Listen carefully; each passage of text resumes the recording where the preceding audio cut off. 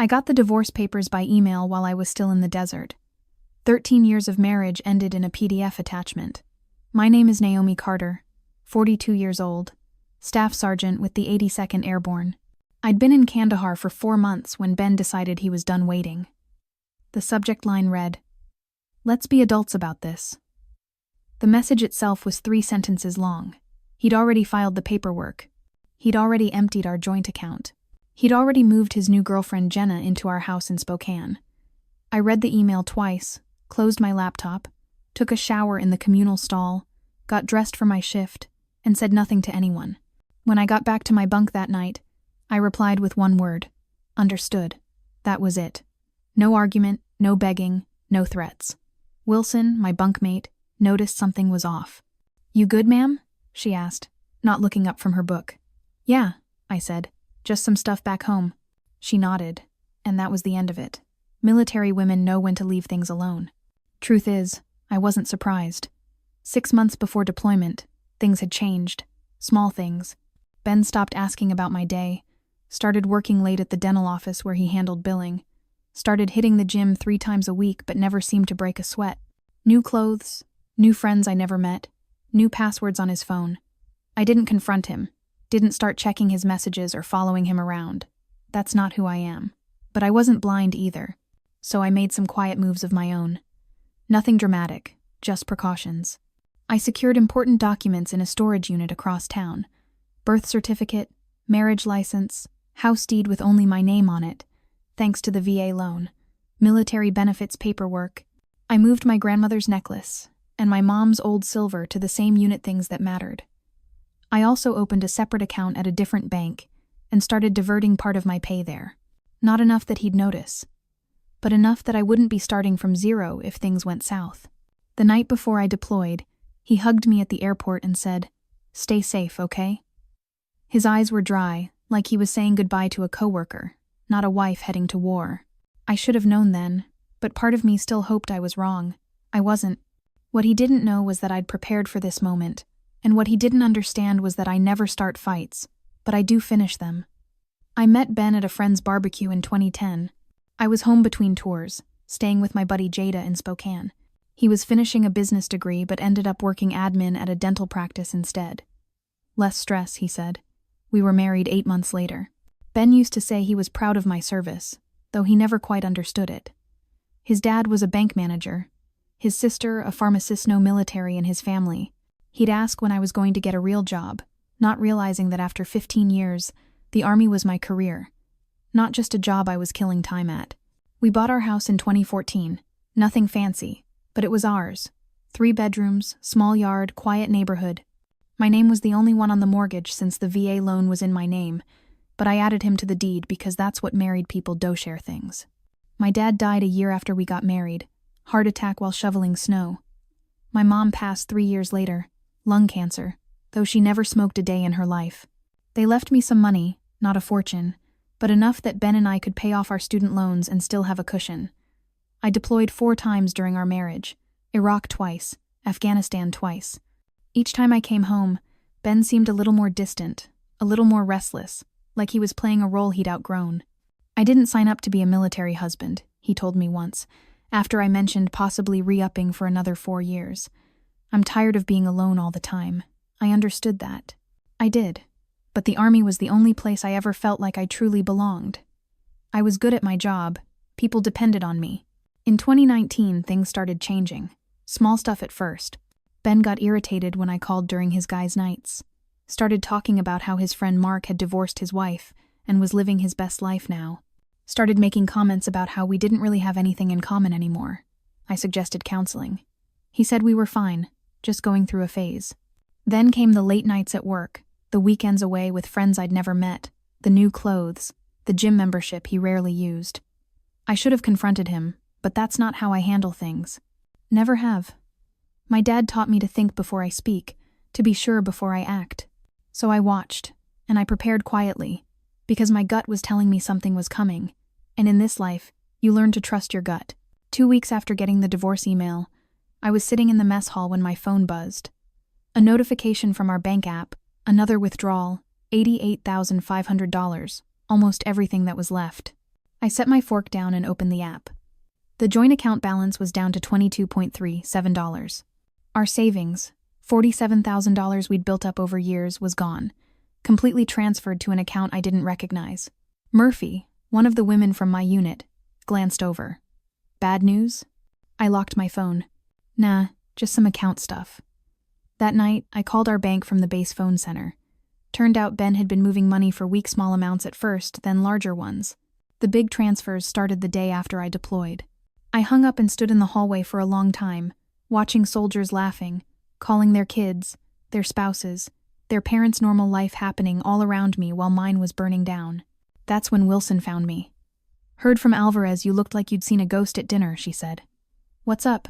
I don't usually share personal stuff, but Wilson had pulled me out of a bad situation in Kandahar once. I trusted her. My husband emptied our accounts and moved his girlfriend into our house, I said. Sent divorce papers while I was on patrol last week. Wilson didn't give me the usual I'm sorry, or that's rough, or you'll find someone better. She just asked, what's your plan? Not sure yet, I said. She nodded. Let me know if you need anything. That night, I couldn't sleep. I pulled out my laptop and logged into our home security system, something Ben probably forgot I could access remotely. The cameras showed a strange car in our driveway, a woman I'd never seen before walking our dog, using my coffee mug, wearing my Seahawks sweatshirt. And there was Ben, laughing in the kitchen I'd renovated myself during my last leave. Something shifted inside me, no anger. Exactly, something colder, clearer. I closed the laptop and pulled out my phone, made a list. Call Jada, Army buddy who became a lawyer. Check the VA loan terms. Contact Master Sergeant about emergency leave. Review home refinance documents. Something Ben mentioned casually last year. Check the security on my military pension accounts. I didn't feel sad anymore. I didn't even feel angry. I felt focused, like I was planning a mission. This wasn't about emotion now. This was about strategy. At 0500, before my shift started, I sent an email to Jada with the subject line, "Need legal help, discreet and urgent." Her reply came an hour later. "Call me, secure line only." When I hung up from that call, I knew exactly what I needed to do. I didn't need to yell. I didn't need to threaten. I didn't even need to confront him. I just needed to wait and watch, and let his own actions become the trap. 2 months later, I was back on American soil. I didn't tell Ben I was coming home. Didn't call, didn't text, just checked into a motel in downtown Spokane under a different name and contacted Jada. We met at a diner 10 miles outside of town. "You look like hell," she said, sliding into the booth. "Feel like it too," I replied. Jada handed me a folder. Everything we discussed, the house deed, loan documents, bank statements, and this. She pulled out a separate paper. "Found something interesting when I was digging into your finances." It was a refinance application with my signature on it, except it wasn't my signature. Not quite. Someone had tried to copy it, but missed details. The middle initial was wrong, and the stroke pattern wasn't mine. "Ben did this?" I asked, though I already knew the answer. Jada nodded. 3 months ago. Used the equity to pull out $330,000. Your signature is required for that since the VA loan is in your name only. Forge my signature, take out a loan against our house, then clear out our accounts and divorce me, I said. Busy man. It gets better, Jada said. He listed his girlfriend as a co-applicant. She's got a record 2 DUIs and a fraud charge from 2019. I took a deep breath. What are my options? Several, Jada said. But first, you need to decide what you want. I thought about it. I want what's legally mine, and I want him to understand consequences. Jada smiled. Then here's what we do. The next day, I drove past our house. Jenna's car was gone, but Ben's was in the driveway. I parked down the street and watched for a while, thought about knocking on the door, confronting him, but that wasn't the plan. Instead, I drove to the bank, met with the loan officer who'd processed the refinance, showed her my military ID, showed her the real signature on my driver's license, showed her the forged documents. Her face went pale. I'll need to report this immediately. I understand, I said. I've already filed a police report. That night I got a text from Ben. Who have you been talking to at the bank? Jenna said someone was asking questions. I didn't respond. The next day, I went to the county clerk's office, filed paperwork contesting the refinance due to fraud. Registered formal notice that no changes to the property could be made without my presence. 2 days later, Ben called. I let it go to voicemail. Naomi, we need to talk. The bank called about the house. What are you doing? If this is about the divorce, we can discuss it like adults. Like adults, the same words from his email. I still didn't respond. Jada called that afternoon. They froze the refinance money, and there's more. Your husband's girlfriend has been driving your truck, right? The one in your name? Yeah. She got pulled over this morning, driving on a suspended license from those DUIs. They impounded the vehicle. Good, I said. She also had some interesting things in the truck prescription pads from the dental office where Ben works. They weren't blank. I closed my eyes. He's been stealing prescription pads? Looks that way. The police are investigating. I hung up and sat on the edge of the motel bed. This was getting bigger than I'd expected. Part of me wanted to call Ben, warn him old habits. But then I remembered the security camera footage. My house, my dog, my life, given away like it meant nothing. No, this was the path now. I couldn't turn back, and honestly, I didn't want to. I met with the bank fraud investigator the next morning. Name was Thompson, short guy with tired eyes and a coffee stain on his tie. This happens more often than you'd think, he said, spreading documents across his desk. Spouse deploys. Other spouse sees an opportunity. What happens now? I asked. We've frozen the funds from the fraudulent refinance, but there's a problem. Some of the money's already gone. How much? About half $146,000. I leaned forward. Where did it go? Thompson hesitated. I'm not supposed to share that information. It's my house, my name forged, my money stolen. He nodded slowly, then turned his computer screen toward me. These are the transfers out of the refinance account. I scanned the list. Multiple transfers to someone named Daniel Spencer. Not Jenna, someone else I'd never heard of. Who's Daniel Spencer? I asked. Thompson shrugged. Not my department, but you should ask your lawyer to subpoena these records. I called Jada as soon as I left the bank. Daniel Spencer? She repeated. Let me run a check. An hour later, she called back. Got it. Daniel Spencer is a real estate agent. Specializes in quick sales, cash deals. He was planning to sell our house, I said. The realization hit me like a physical blow. Looks that way. The deposits were probably earnest money to get him moving on a listing. But here's where it gets interesting. Spencer has done business with Jenna Ryan before. Jenna Ryan, that's your husband's girlfriend, right? Yes. They've closed 3 deals together in the past 2 years. I sat down on a park bench, trying to process this. So this wasn't just Ben leaving me for some woman. This was what? A planned operation? Maybe, Jada said carefully. I did some digging into Jenna Ryan. She has a pattern. Gets involved with men going through divorce or with deployed spouses. 3 cases I found so far. Each time the man's home gets sold well below market value to one of Spencer's clients. Ryan gets a cut, then she moves on. And Ben? She knew about this? Hard to say. Maybe she's a victim too, or maybe she's in on it. I rubbed my face. This wasn't just about Ben betraying me anymore. This was something bigger, something calculated, and other military families had been victims. What do we do? I asked. I've already contacted the FBI's Financial Crimes Division, Jada said. This crosses state lines, involves military personnel and VA loans. They're interested.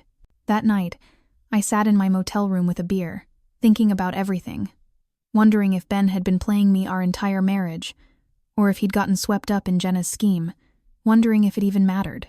My phone buzzed. A text from Ben. Naomi, please call me. The bank is saying something about fraud, and Jenna got arrested for driving your truck.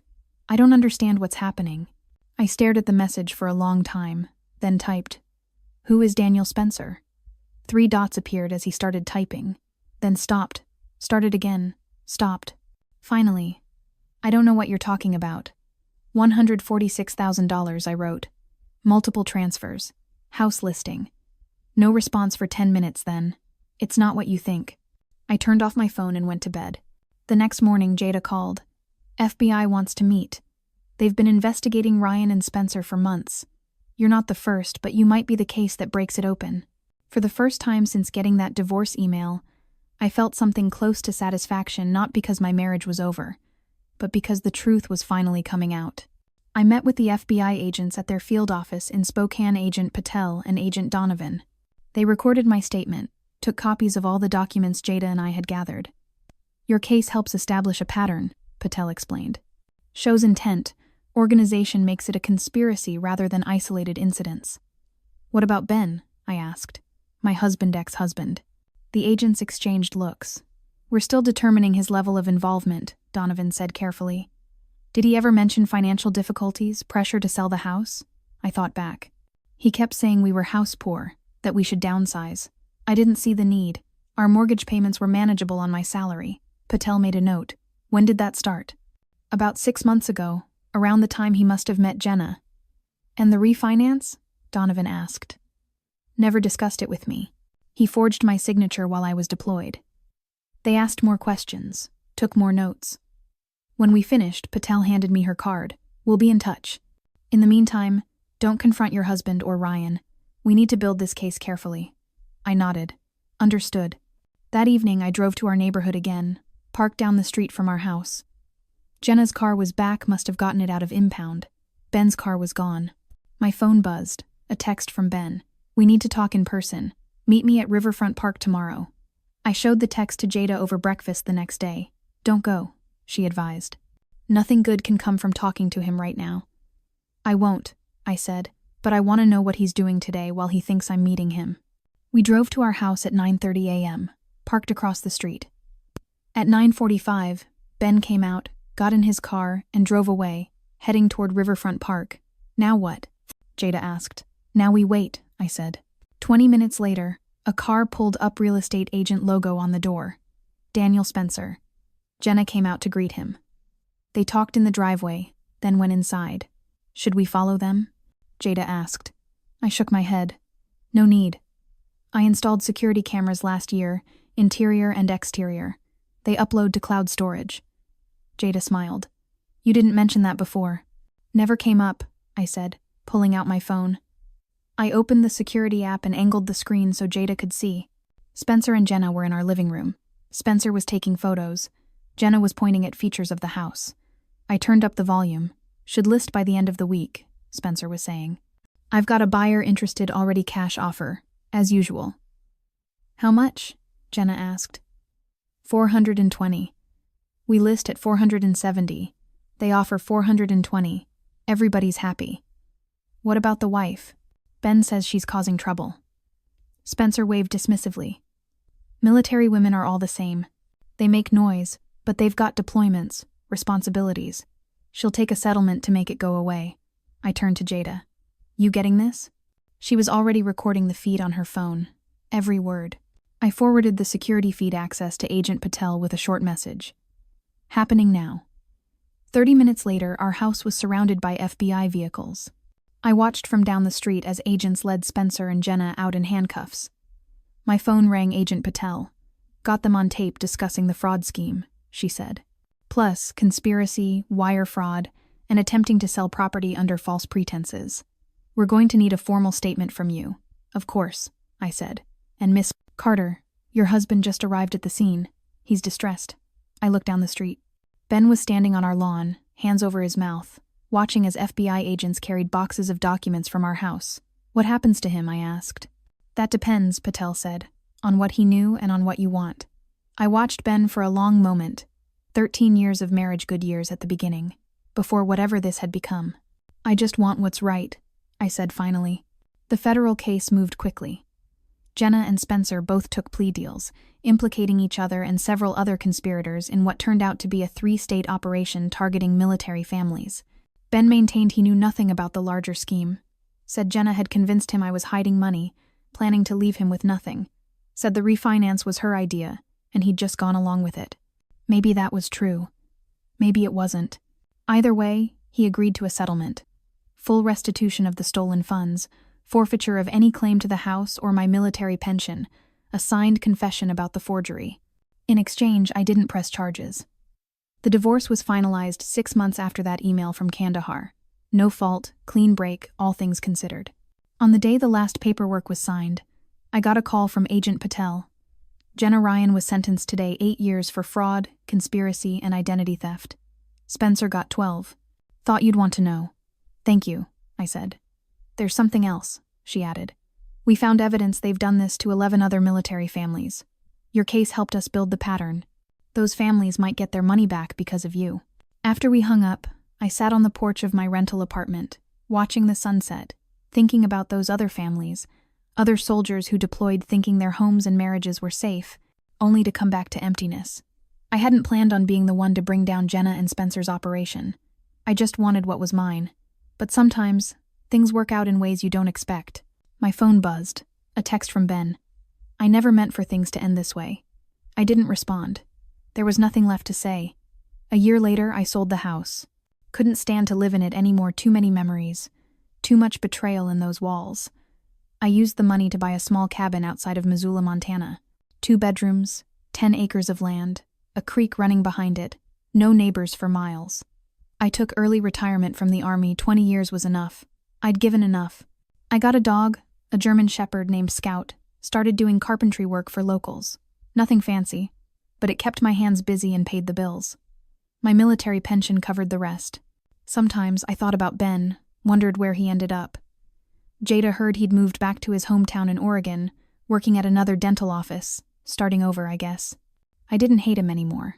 Didn't much feel anything about him, to be honest. He'd made his choices, and so had I. One evening, I got a letter from a woman in Fort Worth. Her wife was in the Navy, deployed when Jenna and Spencer tried to run their scheme on her. The FBI had given her my name as part of the case. "You don't know me," she wrote, "but you saved our home. Thank you for fighting back when it would have been easier to just walk away." I read it twice, then pinned it to my refrigerator. Some days when the silence got too loud, or the memories too sharp, I'd look at that letter and remember that something good had come from all of it. Last I heard, Jenna was still in prison. Spencer too. The system worked, for once. As for me, I was finding my way forward, one quiet day at a time, building something new, something that couldn't be stolen or forged or betrayed, something that was just mine. The Montana sky stretched wide above my cabin, its vastness a reminder that I'd survived, not just the desert, but the betrayal that followed. I'd rebuilt on my own terms, and that was victory enough.